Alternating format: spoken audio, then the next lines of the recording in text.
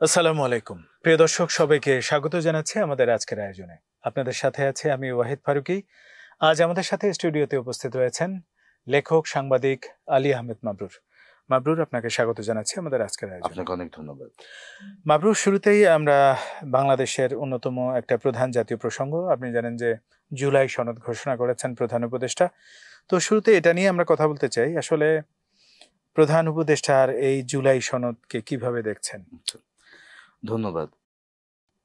আসলে বিপ্লবের পর থেকেই গত বছরের জুলাই আগস্টের পর থেকেই যারা আন্দোলন করেছিলেন, এই আন্দোলনের যারা নেপথ্য নায়ক ছিলেন, তাদের একটা বেসিক দাবি ছিল যে এই যে একটা অভ্যুত্থান হয়ে গেল বাংলাদেশে, এইটার ভবিষ্যৎ কি, এটার স্বীকৃতিটা কোথায়? এই কারণে কোথায়? কারণ এখানে অনেকগুলো ইস্যু আছে। একটা হলো এতগুলো মানুষ জীবন দিল, এতগুলো মানুষ আহত হলো এবং এতগুলো মানুষ লাইফ রিস্ক নিয়ে কাজ করলো। এইটার যদি কোনো রাষ্ট্রীয় কোনো স্বীকৃতি না থাকে, তাহলে এটা তাদের জন্য যেমন এক ধরনের নিরাপত্তাহীনতা তৈরি করে, একই সঙ্গে এই পুরো ঘটনাটার মধ্যে একটা শূন্যস্থান তৈরি হয়ে যেতে পারে, একটা ভ্যাকুয়াম হতে পারে।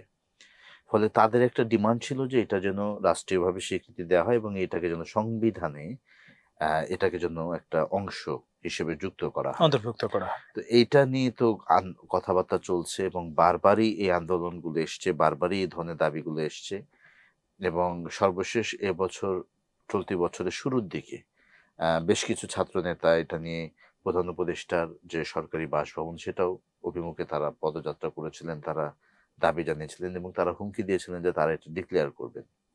তখন সরকারের তরফ থেকে বলা হয়েছিল যে না, এটা সরকার করবে।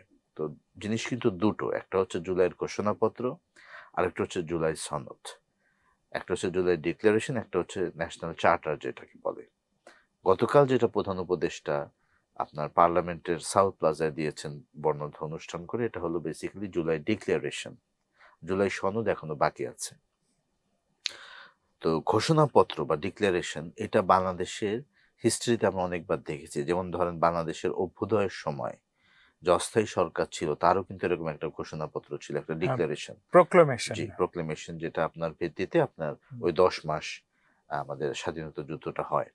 তো এরকম এই ডিক্লারেশনের একটা অবয়ব গতকালকার ওখানে ছিল। ওখানে উনি মোট 28টা পয়েন্ট যেহেতু যেহেতু যেহেতু যেহেতু করে বলে এরপরে সেহেতু করে উনি নিয়েছেন, যে বিশেষ করে এখানে উনি আম, স্বাধীনতা পরবর্তী সময়ে মুক্তিযুদ্ধের পরে কিভাবে আওয়ামী লীগের শাসন, কিভাবে সেটা আপনার করাপশনের দিকে গেল, কিভাবে একদলীয় শাসন প্রতিষ্ঠিত হলো, তারপরে বাংলাদেশের যে রক্তক্ষয়ী যে অভ্যুত্থানগুলো হয়েছে, তারপরে স্বৈরাচার বেসিক যে আন্দোলন, তারপরে আওয়ামী লীগের শাসনামল, কিভাবে সেটা একটা একদলীয় শাসন হয়ে উঠলো, ফ্যাসিবাদের বাংলাদেশের মানুষ কিভাবে ফ্যাসিবাদী শাসনের ভিকটিম হয়েছে, এবং তারপরে হচ্ছে যে কিভাবে বিপ্লবের যে জুলাই অভ্যুত্থান সেটা কিভাবে সূত্রপাত হলো, এটার একটা ডেসক্রিপশন সেখানে দিয়ে এই শহীদ এবং আহত তাদেরকে জাতীয় বীর হিসেবে স্বীকৃতি দিয়ে এবং এই বিপ্লবের পরবর্তীতে নতুন যে বাংলাদেশ হবে, সেই বাংলাদেশের যে কিছু রূপকল্প বা ভিশন আছে, সেগুলোকে তারা কিছুটা আইডিয়া করে যে এই বাংলাদেশ এরকম হবে এই বিপ্লবের প্রত্যাশা পূরণের জন্য, এবং পরবর্তী যে নির্বাচিত সরকার হবে তার জন্য অনেক এই বিষয়গুলোকে পেন্ডিং রেখে তারা এটা করবে, এটা মনে বলে তারপরে একটা ডিক্লারেশন তিনি দিয়েছেন। এই ডিক্লারেশনটা প্রতিক্রিয়াটা দু ধরনের প্রতিক্রিয়া ছিল। একটা তো হচ্ছে তাৎক্ষণিক, একটা হচ্ছে যারা সময় নিয়ে দিয়েছেন। যারা তাৎক্ষণিকভাবে দিয়েছেন তাদের কাছে ওইখানকার যে অ্যাম্বিয়েন্সটা, এটাই বেশি আমার কাছে মনে হয়েছে যে অ্যাকসেপ্টেড ছিল বেশি, যে ওখানে এতগুলো দলের গ্যাদারিং এবং সেখানে চিফ অ্যাডভাইজার সবাইকে নিয়ে স্টেজে উঠে, প্রত্যেকটা দলের একজন শীর্ষ নেতাকে নিয়ে স্টেজে উঠে তিনি সবাইকে নিয়ে বলেছেন এটাকে, যার জন্য তারা একটা পজিটিভলি তারা ওটাকে দেখেছেন। কিন্তু অধিকাংশ রাজনৈতিক দলই বলেছেন যে তারা তাদের প্রতিক্রিয়া পরবর্তীতে পুরোটা টেক্সট আকারে পড়ে। এই বিষয়টা নিয়ে আমরা আলোচনা করব, আমরা ওটা আমরা অবশ্যই আলোচনা করব। তবে তার আগে আমি এটাকে আরেকটু বিশ্লেষণের দিকে নিতে চাই। সেটা হচ্ছে যে এই যে 28টার মতো ক্লজ যেগুলোতে বলা হয়েছে যেহেতু যেহেতু করে, তো এগুলোতে আসলে কি সবকিছু এসেছে আন্দোলনের ধারাবাহিকতা? বিশেষ করে আমি সামাজিক মাধ্যমে অনেক ধরনের আলোচনাও দেখেছি যে 1947কে অ্যাভয়েড করা হয়েছে এখানে। আন্দোলন সংগ্রামের যে সূচনা, 47 তো আসলে আজকের বাংলাদেশের একটা বড় পার্ট। 47 সেটাকে তো আসলে সুস্পষ্টভাবে নিয়ে আসা কি উচিত ছিল না? আরেকটা বিষয় হচ্ছে যে এই আন্দোলন সংগ্রাম, বিশেষ করে ফ্যাসিবাদী আন্দোলনের মূল সংগ্রামের সূচনা হয়, আপনি জানেন যে এই সরকার বিরোধী যে প্রথম অভ্যুত্থান বলেন বা প্রথম প্রতিক্রিয়া বলেন, সেটা কিন্তু শাহবাগের পরে হেফাজতে ইসলামের শাপলা চত্বরের মাধ্যমে। সেখানে সুস্পষ্ট করে এই আলেমদের হত্যাকাণ্ড বা এই রক্ত সংঘাতের ইতিহাসগুলো কিন্তু সেভাবে আসেনি।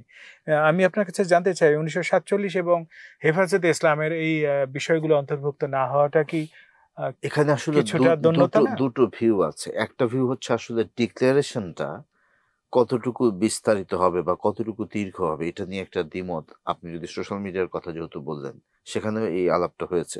সেটা হচ্ছে ডিক্লারেশন কি আসলে প্রেসাইজ হবে নাকি খুব বেশি ন্যারেটিভ টাইপের হবে।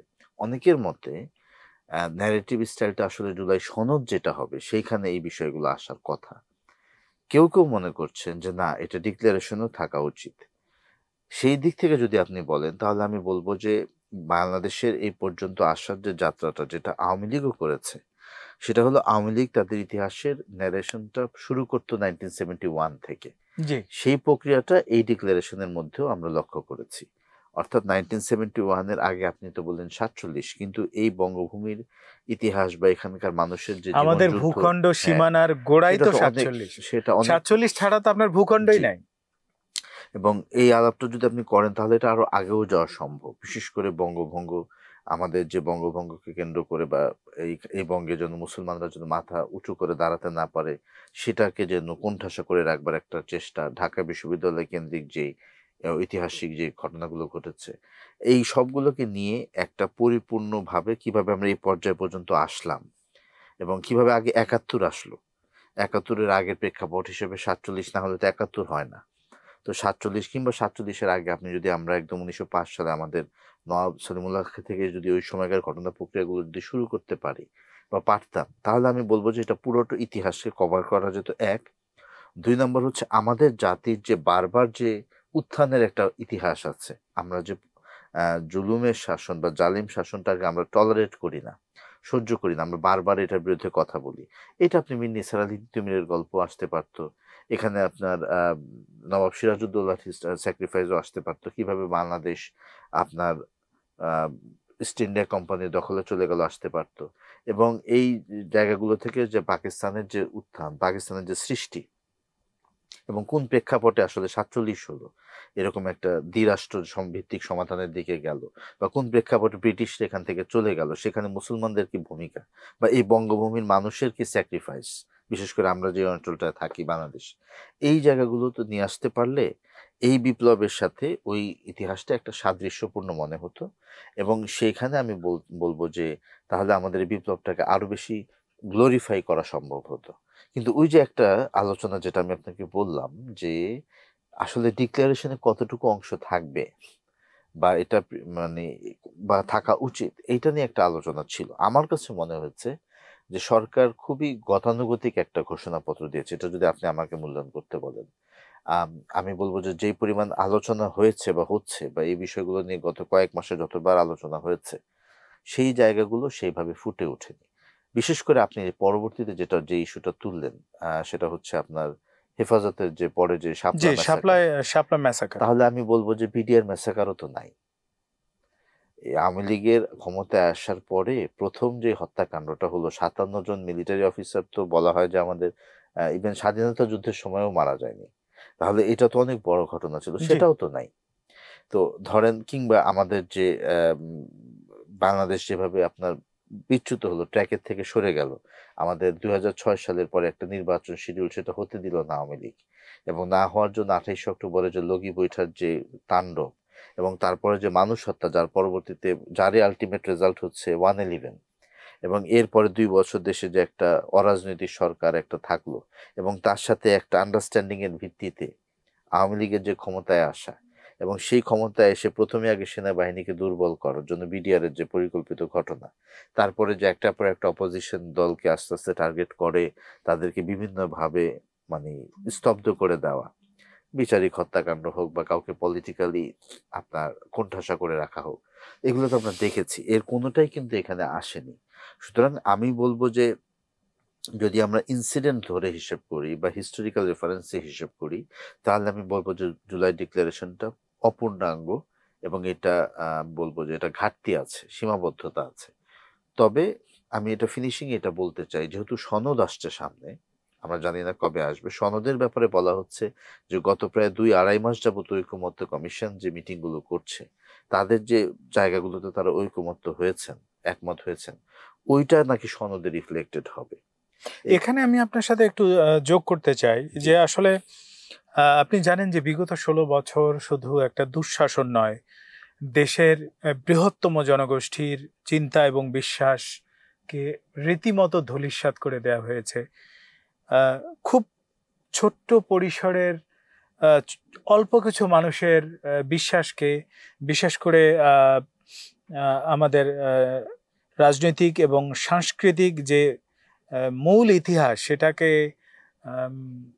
দলিত করে আমাদের পার্শ্ববর্তী দেশের একটা চাপিয়ে দেওয়া, যে তাদের যে বয়ান সেগুলো আমাদের এখানকার মানুষের উপর চাপিয়ে দেওয়া হয়েছে। এই জন্য বৃহৎ জনগোষ্ঠী এই ধারণার সাথে কানেক্ট হতে পারেনি। এবার যে বিপ্লব, সেটা তো আসলে আপামর জনতার বিপ্লব। একটা এলিট শ্রেণী বা একটা আবারও সেই ওই সেকুলার বা বাম প্রগতিশীলতার নামে আবার ভারতীয় হেজিমনি বা ভারতীয় বয়ানকেই যদি রাখা হয়, তাহলে সেটা আসলে এই আন্দোলনের স্পিরিটকে কতটা ধারণ করে বলে আপনি মনে করেন? প্রথম কথা হচ্ছে যে দেখেন, একটা বিপ্লব বা অভ্যুত্থান বিভিন্ন অ্যাঙ্গেল থেকে বিভিন্ন মানুষ কিন্তু অংশ নেয়, সবাই এক উদ্দেশ্যে করে নাই। বিপ্লবের প্রাইমারিলি উদ্দেশ্য ছিল ফ্যাসিবাদ থেকে মুক্ত হওয়া। এখন যখন ফ্যাসিবাদটা যখন চলে গেল, তখন দেখা গেল যে প্রত্যেকে তার স্ব আইডেন্টিটিতে চলে গেল, এবং প্রত্যেকে তার যে টার্গেট বা যে উদ্দেশ্য সেটা তারা এস্টাবলিশ করবার চেষ্টা করলো। এখন আপনি যে পয়েন্টটা বলছেন, আমি কথাটা এইভাবে শুরু করলাম এই কারণে, যারা নীতি নির্ধারণী পর্যায়ে গিয়েছেন বা যারা উপদেষ্টা পর্যায়ে গিয়েছেন, তারা কি আসলে আপনার এই চিন্তাটাকে ধারণ করেন কিনা? কারণ তারাও দেখা যাবে যে যদি আপনি ইন্ডিভিজুয়ালি শুনতে চান, তারাও হয়তো এই কিছু কিছু ক্ষেত্রে এই সেকুলার যে বয়ান, এই বয়ানও তাদের খুব একটা আপত্তি ছিল না। তাদের ওই 15 বছর আপত্তি ছিল না, এখনো আপত্তি নেই। ফলে যখন তারা এটা ড্রাফটিংটা করেছেন, তখন এই বয়ানের মধ্যে আওয়ামী লীগের একটা যে 15.5 বছরের যে ফ্যাসিবাদী আমলে, যেটাকে আপনি বললেন যে ভারতীয় হেজিমনি অথবা অন্য দেশে চাপিয়ে দেওয়া কালচারাল যে ন্যারেটিভ গুলো আছে, সেইগুলোর একটা রিফ্লেকশন এখানেও আমি দেখেছি। এবং এই কারণে আমি বলেছি যে ফ্যাসিবাদকে সরানোর ব্যাপারে সবাই একমত হলেও এই ডিক্লারেশনে কোন পয়েন্টগুলো থাকবে বা থাকা উচিত, এই জায়গাগুলো দেখা যাবে যে যারা রাষ্ট্রের নীতি নির্ধারণী পর্যায়ে আছেন, ইভেন তাদের মধ্যেও দ্বিমত আছে। এই কারণে আমি যেটাতে মনে করি যে তারা নিশ্চয়ই ডিক্লারেশনের পরে বিভিন্ন দল এবং বেসামরিক বা সামাজিক বা সিভিল সোসাইটি তারা মতামতগুলো তারা দেখছেন, নিশ্চয়ই তারা সোশ্যাল মিডিয়াতেও মানুষের রিয়েকশন গুলো দেখছেন, অনেকেই যে হতাশ হয়েছে নিশ্চয়ই তারা জানছেন। তো এটা ফিনিশিং কি? এটা ফিনিশিং দুটো হতে পারে। একটা হতে পারে তারা ডিক্লারেশনটা আবার দিবেন নতুন করে রিভাইজ করে, অথবা তারা এরকম কোনো অ্যাসুরেন্স দিবেন যে আপনাদের এই পয়েন্টগুলো আমরা আগামীতে যে সনদ দিব সেখানে ইনক্লুড করব, যে কোনো একটা। এ না হলে যেটা হবে যে জুলাই বিপ্লবের যে মূল টার্গেট গুলো ছিল, শহীদেরা যে জন্য জীবন দিয়েছেন, উই ওয়ান্ট জাস্টিস, বা একটা বৈষম্য বিরোধী একটা অবস্থান থেকে, ওইটা কিন্তু আর এই ডিক্লারেশনের মধ্যে দিয়ে আপনার নিশ্চিত হবে না। জনাব মাবরুর, আমরা এই পার্টটা এখানে শেষ করতে চাচ্ছি। পরবর্তী পার্টে আমরা জুলাই সনদ নিয়ে রাজনৈতিক দলগুলোর যে প্রতিক্রিয়া, এগুলো এবং আরো কিছু বিষয় নিয়ে কথা বলবো। তো আমরা দ্বিতীয় পর্বে এটা নিয়ে আরো বিস্তারিত কথা থাকছে। তো আপনাকে ধন্যবাদ জানাচ্ছি আমাদের সাথে আপনার গুরুত্বপূর্ণ সময় দেওয়ার জন্য। ধন্যবাদ। প্রিয় দর্শক, আমরা কথা বলছিলাম জুলাই সনদের আদ্যোপান্ত নিয়ে। আসলে জুলাই সনদ এবং বাংলাদেশের আপামর মানুষের জনমতের প্রতিফলন সেখানে হয়েছে কিনা, এগুলোর খুঁটিনাটি নিয়ে আমরা আলোচনা করলাম। পরবর্তী পর্যায়ে আমরা রাজনৈতিক দলগুলো এবং আরো কিছু বিষয় নিয়ে আপনাদের সাথে কথা বলবো। সেই পর্যন্ত আমাদের সাথেই থাকুন। আল্লাহ হাফেজ। আল্লাহ হাফেজ।